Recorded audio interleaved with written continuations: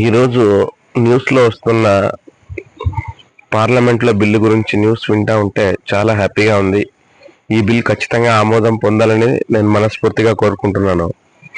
ఎందుకంటే ప్రతి ప్రజానాయకుడు సర్పంచ్ కానీ, కౌన్సిలర్ కానీ, ZPTC, MPTC, MLA, MLC, MP, CM, PM అందరూ ప్రతి ఒక్కరు సమాజ సేవ చేయాలని, సమాజాన్ని ఏదో ఉద్ధరించాలని రాజకీయాలకు వస్తారు.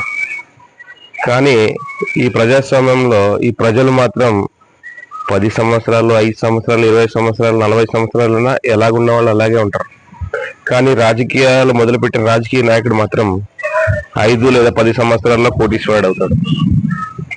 వాళ్ళు అంత డబ్బులు సంపాదించడానికి, వాళ్ళని అవినీతి పరులుగా చేయడానికి వాళ్లకు వాళ్లే అవినీతి పరులు అవుతున్నారా, లేకుంటే ఈ సమాజమే వాళ్ళని అవినీతి పరులుగా తయారు చేస్తుందా అనేది నాకు క్వశ్చన్.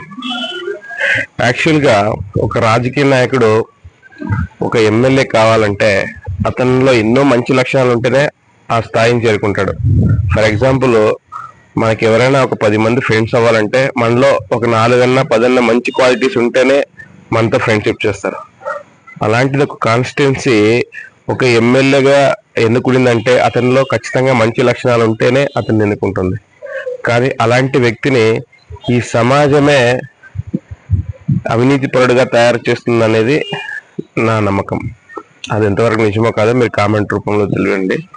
కానీ ఈరోజు పార్లమెంట్లో అమలు చేసే బిల్లు 30 రోజుల్లో ఎవరైతే జైల్లో ఉండి శిక్ష అనుభవిస్తారో 31వ రోజు వాళ్ళ పదవి నుంచి వైదొలగాలని. ఆ శిక్ష మినిమం 5 years కంటే ఎక్కువ ఉండాలన్నమాట వాళ్ళకి. సో ఇలాంటి బిల్ రావడం చాలా హ్యాపీ. ఈ బిల్ వల్ల రాజకీయ నాయకులు తప్పు చేయాలంటే భయపడతారు. తప్పు చేసే వాళ్ళకి సాయం చేయాలన్నా, సపోర్ట్ చేయాలన్నా భయపడతారు. సో ఈ బిల్లు అమలయ్యి ఇప్పటి నుంచైనా మన రాజకీయాలు మారి మన యువత భవిష్యత్తు మారుతుందని నేను కోరుకుంటున్నా.